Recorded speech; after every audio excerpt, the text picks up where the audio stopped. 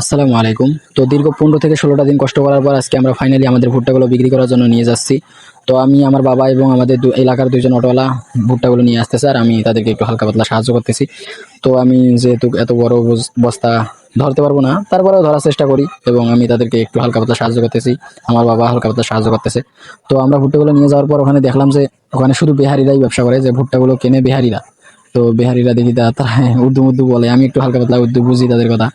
তো এখানে যাওয়ার পর তাদের দোকানের সামনে একটা খাসি দেখলাম, যে বিশাল বড় একটা খাসি, মাথা নষ্ট, একটা গরুর বাছুরের সমান। তো যাই হোক, আলহামদুলিল্লাহ আমরা ভুট্টাগুলো শুকার পর ভালো মোটামুটি দাম পেয়েছি। তো আমাদের এলাকায় যেগুলো পাইকার আছে তারা যে পরিমাণ দাম বলে, ওই পরিমাণ দামে মানে পোষাবেই না।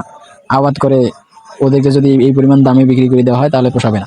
তাই আপনারা যারা আবাদ সুবাদ করেন, দরকার পড়লে একটু কষ্ট করে নিয়ে যা বিক্রি করবেন। তারপরে ওই এলাকার মধ্যে এই যে এসব পাইকারের কাছে বেশি দিবেন না। বেশি দিলে এরা করে কি, এরা ওজনেও বেশি নেয়। 40 কেজির জায়গায় 43 কেজি নেয়, 2-3 কেজি বেশি নেয়, কিন্তু আমরা এদেরকে দিছি, এদের এখানে 1 কেজিও বেশি নেয় নাই।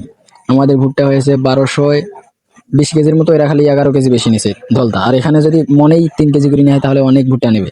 তাই আপনারা যদিও কষ্ট হয়, একটু ভালো দামে বিক্রি করতে চান, তাহলে কষ্ট করে একটু আপনারা এই ভালো জায়গায় নিয়ে যা বিক্রি করবেন, এলাকার পাইকারদের কাছে দিবেন না।